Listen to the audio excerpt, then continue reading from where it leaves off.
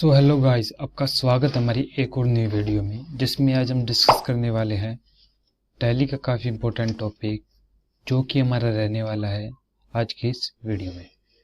जो हमारा टॉपिक रहेगा आज का, क्या रहेगा? टीडीएस। टीडीएस एक काफ़ी इंपॉर्टेंट रोल प्ले करता है जब भी आप कोई सैलरी पे का काम कर रहे हो या कोई भी अदर वर्क कर रहे हो टैक्स से रिलेटेड, तो उसमें टीडीएस काफ़ी इंपॉर्टेंट रोल प्ले करता है। टीडीएस इनकम टैक्स में काफ़ी इंपॉर्टेंट रोल प्ले करता है, क्योंकि जब भी कभी आप आईटीआर फाइल करते होते हो तो उसमें टीडीएस का ऑप्शन आता होता है, जिसके बिहेव पे यार आप टीडीएस को यूज़ करते होते हो। ठीक है, तो आज की इस वीडियो में हमारा जो टॉपिक है वो क्या रहेगा? टीडीएस का ही टॉपिक है। टीडीएस पर हम कंप्लीट डिस्कस करेंगे, जो भी थ्योरिकल है इसके बारे में इंपॉर्टेंट पॉइंट्स वो डिस्कस करेंगे। ठीक है, और ये पहला पार्ट होगा हमारा टीडीएस का। सेकंड पार्ट में हम जो टीडीएस है इसको हम टैली में यूज़ करके देखेंगे कि कैसे इसकी एंट्री टैली में की जाती है। तो वीडियो शुरू करने से पहले आपसे रिक्वेस्ट है कि आप वीडियो को पूरा देखें और वीडियो में लगातार बने रहिए। अगर आप स्किप करके देखते हैं तो आपको पता है कि आधा अधूरा ज्ञान क्या होता है, सेहत के लिए हानिकारक होता है। और ये आपके लिए किस लिए होगा? ये आपके करियर के लिए हानिकारक होगा। तो आप वीडियो को पूरा बना रहिए। तो वीडियो को शुरू करते हैं। जैसे कि अब आपको यहाँ पर स्क्रीन पर दिखाई दे रहा है, जो हमारी डेफिनेशन में आपको एक क्या शो हो रहा है, टीडीएस।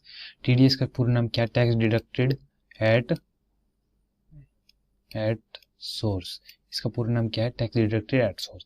नाम से आपको पता चल रहा है कि जो टैक्स है हम डिडक्ट करते हैं किसके ऊपर? सोर्स से। उसको क्या बोलते हैं? टीडीएस। तो टीडीएस में आपको मेरी लाइन में बता देता हूँ क्या होता है। टीडीएस वो जब आप कोई भी फर्म है, आप उसमें सैलरी से रिलेटेड कोई काम कर रहे हो, फॉर एग्जाम्पल आप टैली ऑपरेटर हो कोई भी फर्म या कोई कंपनी में, उसमें आप क्या कर रहे हो? पेरोल है जो हमारा एक अलग से टैली में ऑप्शन होता है पेरोल वाउचर्स का, उसको आप मेंटेन कर रहे हो। इसमें हम क्या करते होते हैं, हम जो सैलरी है, एम्प्लॉयज़ की अटेंडेंस है, सब अदर्स जो ड्राइंग अलाउंस होते हैं, उनके हाउसिंग अलाउंस होते हैं, उनको मेंटेन करते होते हैं। तो जब भी हम हमारे जो एम्प्लॉयज़ हैं उनको पेमेंट कर रहे होते हैं, ठीक है, उनकी सैलरी पेमेंट कर रहे होते हैं, तो उनकी अगर लिमिट से ज़्यादा हम उनसे सैलरी पे कर रहे होते हैं, तब हम उनकी सैलरी में से कुछ अमाउंट काट लेते हैं टीडीएस के रूप में। और जो वो टीडीएस है हम किसके पास जमा करा देते हैं? गवर्नमेंट को, जिसको हम क्या बोलते हैं? टीडीएस। ठीक है, क्योंकि जो हमारा टीडीएस है इस पर किसका अधिकार होता है? गवर्नमेंट का अधिकार होता है। ठीक है, तो टीडीएस आपको यहाँ पर शो भी हो रहा है कि टीडीएस क्या है। जो मैंने आपके लिए लिखा है वो मैं आपको बता देता हूँ। जो टीडीएस है, टैक्स डिडक्टेड एट सोर्स है, एक संग्रह प्रणाली है। मतलब कि ये एक क्या है? कलेक्ट प्रणाली है। मतलब कि इससे हम इकट्ठा कर सकते हैं क्या? जिसमें किस इकट्ठा करते होते हैं, जो कि हमारा क्या रहता है? पैसा रहता है, जो हम गवर्नमेंट के पास जमा करा देते हैं। ठीक है, जिसमें भुगतानकर्ता, जो भुगतान करता होता है, जो काटता होता है, ठीक है, भुगतानकर्ता भुगतान करते समय कर काट कर सरकार को जमा करा देता है। मैं आपको एग्जांपल से समझाता हूँ कि जैसे आप किसी को सैलरी पे कर रहे हो, इस लाइन का मतलब क्या है वो समझेंगे, ध्यान से सुनिएगा। देखो, आप कोई भी फर्म में काम कर रहे हो और आप वहाँ पर क्या करते हो, आप कोई भी एम्प्लॉयज़ है जो आपकी फर्म में या कोई कंपनी में काम कर रहे हो, वहाँ पर जो एम्प्लॉयज़ लगे हुए हैं आप उनको सैलरी दे रहे हो। लेकिन आप उनकी सैलरी में से, फॉर एग्जाम्पल से लेके समझते हैं, उनकी जो सैलरी है वो कितनी बन रही है? 10 लाख बन रही है। ठीक है, 10 लाख बन रही है, लेकिन आप क्या करते हो? 10 लाख ना देकर उनको सिर्फ 9 लाख की पेमेंट कर देते हो। ठीक है, 9 लाख की पेमेंट करने के बाद क्या होएगा? वो आपको बोलेंगे कि हमारा ये 1 लाख कहाँ पर गया? तो आप उनको क्या कहोगे? मैंने टीडीएस काट लिया आपका 1 लाख का, जो कि मैं क्या क्या करूँगा? मैं उसको गवर्नमेंट के पास जमा करा दूँ। तो वो कहेगा ठीक है आप करा देना, मैं इसको किससे कर लूँगा? क्लेम आईटीआर से क्लेम कर लूँगा। आईटीआर से क्लेम करने का भी एक सिंपल सा कुछ रूल होते हैं, जो कि मैं आपको नेक्स्ट वीडियो में बता दूंगा कि हम टीडीएस को आईटीआर में कैसे क्लेम करते होते हैं। तो जो अभी तो हमारा जो टॉपिक चल रहा था टीडीएस को डिस्कस करते हैं। तो नेक्स्ट हमारा क्या है? इसका उद्देश्य टैक्स चोरी को रोकना और नियमित कर संग्रह सुनिश्चित करना है। इससे क्या होता है कि टीडीएस किस लिए बनाया गया है? टीडीएस जब भी काफ़ी सारे लोग होते थे जो क्या करते थे, उनके पास सैलरी आ जाती थी, जैसे कि मैं अब यहाँ पर क्या, हमें 10 लाख रुपए देने थे, तो आप क्या करते हैं? आप अपने एम्प्लॉय को 10 लाख रुपए दे देते हैं। लेकिन जो एम्प्लॉय क्या करता है, वो काफ़ी इंटेलिजेंट होता है तो वो क्या करता है, आईटीआर भरते टाइम अपने 10 लाख का अमाउंट को कुछ कम कर देता है, वो कहीं और इन्वेस्ट कर देता है पैसे को, तो जिससे कि वो कई बार टैक्स से बच जाता था। लेकिन टीडीएस आने के बाद जो पे कर रहा है, मतलब क्या आप भुगतान करता हो, आप ही टैक्स काट रहे हो, तो उस पर तो कुछ हक ही नहीं बनता उसको कोई भी छेड़छाड़ करने का अपने अमाउंट के साथ। जिससे कि हमारा क्या बेनिफिट हुआ, हमारा जो भी टैक्स था वो नियमित रूप से इकट्ठा होता गया, हमें कोई गड़बड़ी नहीं होती थी, टैक्स चोरी से हम बचते गए। ठीक है, तो ये टीडीएस क्या था आपको समझ में आया होगा। नेक्स्ट हम चलते हैं, नेक्स्ट क्या मिलता है, ये टॉपिक है कि टीडीएस किस पर लागू होता है। ठीक है, जैसे कि आपको यहाँ पर दिखाई दे रहा है, सेकंड पॉइंट क्या हमारा, मैं एक बार निकाल लेता हूँ, रुकिए, ये रहा। ठीक है, क्या आपको टीडीएस किन पर लागू होता है, ये जैसे कि आपको हमारा कितना कौन सा सेकंड पॉइंट शो हो रहा है। ठीक है, इसको हम डिस्कस करेंगे कि टीडीएस किन पर लागू होता है। ये समझने के लिए आप प्लीज़ वीडियो को स्किप ना कीजिए, मैं आपको दोबारा से बोल रहा हूँ, वीडियो को स्किप बिल्कुल भी ना करें अगर आप टीडीएस को पूरी तरीके से सीखना चाहते हैं तो। ठीक है, तो हमारा पहला क्या है, पहला हमने क्या था, टीडीएस क्या है ये हमने कर लिया था। नेक्स्ट हमारा क्या, टीडीएस किन पर लागू होता है। ठीक है, जब भी आप कोई सैलरी ले रहे हो, भुगतान पर लागू होता है। टीडीएस विभिन्न प्रकार के भुगतानों पर लागू होता है, किस पर क्या होता है देखते हैं। ठीक है, सील पहला है वेतन, जब आप किसी को सैलरी देते हो तो हम उस पर टैक्स काटते होते हैं। ठीक है, सेकंड हमारे क्या है, इंटरेस्ट, जब भी आप कोई बैंक में पैसा कमा रहे हो, उस इंटरेस्ट से आपको इनकम हो रही है तो आप उन इंटरेस्ट से क्या करोगे, टीडीएस काट लोगे उस अमाउंट का। अगर आप रेंट पे कर रहे हो किसी को तो आप टीडीएस काटेंगे। कमीशन प्रोफेशनल फीस होती है, जो प्रोफेशनल फीस जैसे सीए वगैरह की होती है प्रोफेशनल फीस, वो होती है। कॉन्ट्रैक्ट है, आपने कोई कॉन्ट्रैक्ट था उसकी पेमेंट कर रहे हो तो आप उस पर टीडीएस काट सकते हो। आपकी लॉटरी लकी है, आपको पुरस्कार मिल रहा है, फॉर एग्जांपल पुरस्कार के जैसे कि कोई मेंबर है, कोई पर्सन है जो चोरी करके भाग गए और उस पर इनाम रख देती है गवर्नमेंट की, आप इसको ढूंढ के ला कर दो, मैं आपको 10 लाख का इनाम दूंगा। तो अगर आप उसको ढूंढ के गवर्नमेंट के पास जमा दे देते हो, सॉरी जमा नहीं, आप उसको पकड़ा देते हो, तो आपको गवर्नमेंट 10 लाख रुपए देती है, तो उस पर भी आपका क्या कटेगा, टीडीएस कटेगा। ठीक है, क्योंकि गवर्नमेंट का पैसा, गवर्नमेंट ऐसे थोड़ी पैसा दे देगी, वो अपना जो अमाउंट हिस्सा है वो उससे जरूर निकाल के लेगी। ठीक है, तो नेक्स्ट हमने पढ़ा कि टीडीएस की जो कि किन पर लागू होता है। नेक्स्ट हम कर देते हैं कि हमारा टीडीएस दरें, इंटरेस्ट जो हमारी कितना परसेंट हम टैक्स काटते होते हैं, जो हमने ऊपर पढ़ा सैलरी पर है, सैलरी पर कटता होता है टैक्स, ऊपर हमने पढ़ा है। अब हम नेक्स्ट देखते हैं कि टीडीएस की रेट कितनी होती है, किस पर कितना टैक्स कटता है, जिससे जो हमें किसी पता चलेगी टैक्स टीडीएस दरें से। ठीक है, तो इसमें क्या हमारा अलग अलग प्रकार के भुगतान पर टीडीएस की दरें अलग अलग होती है। मतलब कि जो जैसे कि सैलरी पर अलग हमारी टैक्स है, और जो हमारी इंटरेस्ट पर अलग है, रेंट्स पे अलग है, प्रोफेशनल फी से अलग है। तो नेक्स्ट हमारा है एफडी इंटरेस्ट। एफडी इंटरेस्ट में क्या है, आपने एफडी करा रखी है कोई भी बैंक में, और बैंक से आपको उस एफडी पर इंटरेस्ट आ रहा है, मेरे को अभी परफेक्टली याद नहीं है, लेकिन हमें एफडी पर कितना 6-7% का इंटरेस्ट मिलता होता है। तो अगर आपकी उससे इनकम हो रही है तो उस पर भी टीडीएस लगता होता है, 10% का लगता होता है। अगर आपको इंटरेस्ट 1 लाख की क्या हो रही है, इंटरेस्ट रिसीव हो रहा है, तो आप 10% मतलब कि उसका 1 लाख का 10% मतलब 10,000 रुपये आपके टीडीएस में कट जाएंगे। ठीक है, प्रोफेशनल फीस है, उस पर भी हमें कितना लगता है, 10% का टैक्स लगता होता है।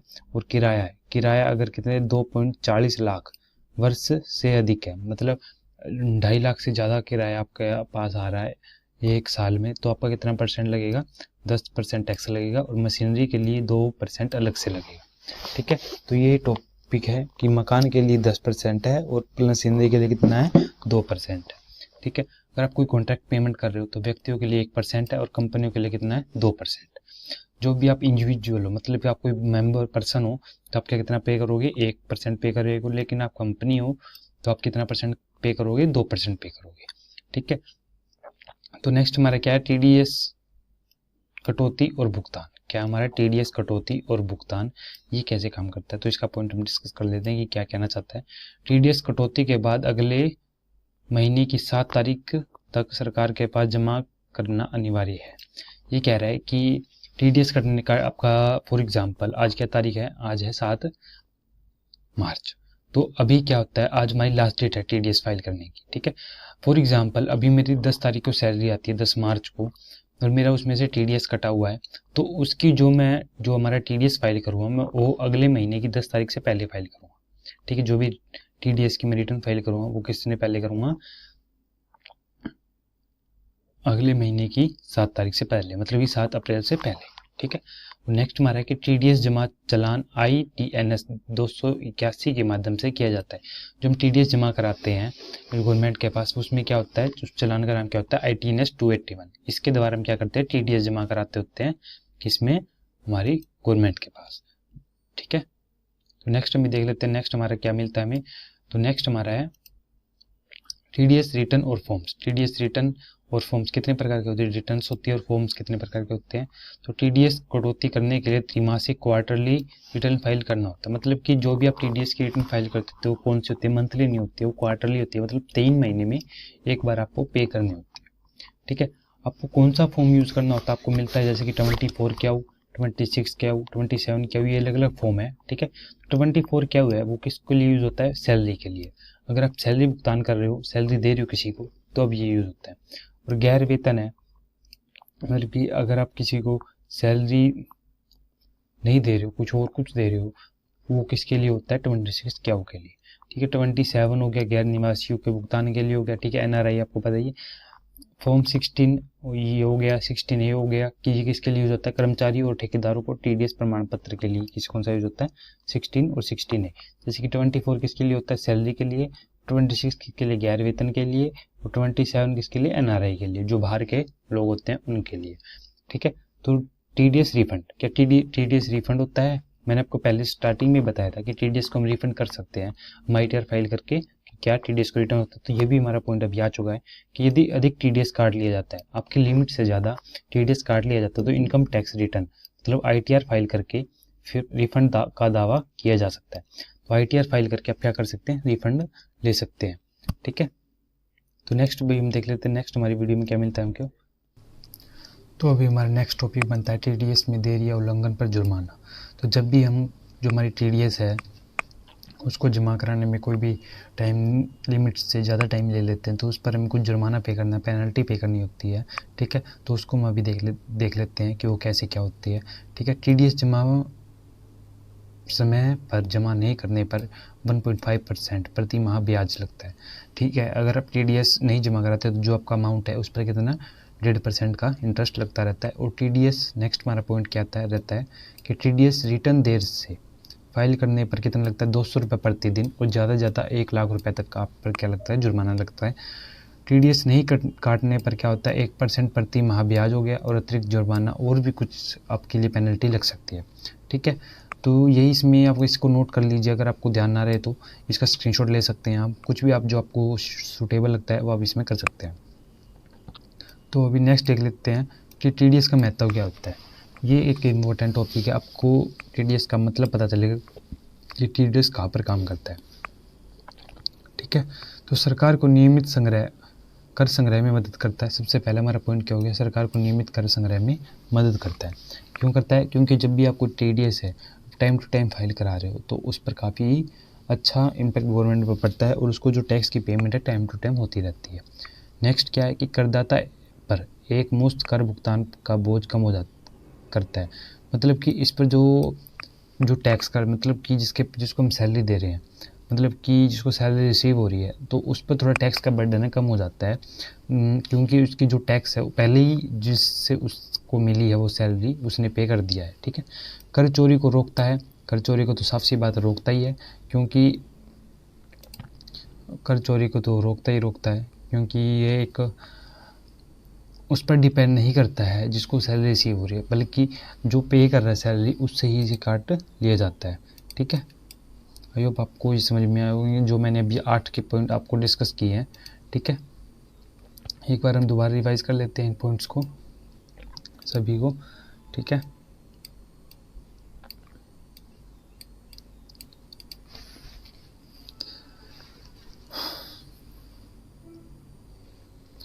तो आई होप आपको वीडियो काफ़ी अच्छी लगी होगी। अगर वीडियो अच्छी लगी है तो वीडियो को लाइक ज़रूर कीजिएगा, और मुझे अच्छे से समझ में आता है कि आपको ये वीडियो में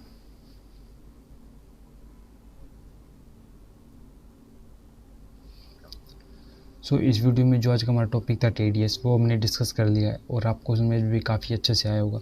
8 के 8 पॉइंट मैंने आपको इसमें डिस्कस किए हैं, जो कि आपको जैसे कि यहाँ पर दिखाई दे रहा है। अगर आप इस PDF का चाहते हो कि मैं आपके पास भेज दूँ तो आप हमें कमेंट में बता सकते हैं, और अपनी जो इंस्टाग्राम ID है उनको हम इंस्टाग्राम में आप कमेंट्स में मेंशन करके मैं इसको आपको क्या पे भेज दूँगा, आपके इंस्टाग्राम ID पर सेंड कर दूँगा।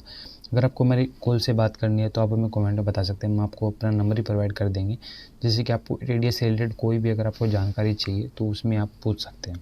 तो आज के लिए बस इतना ही था।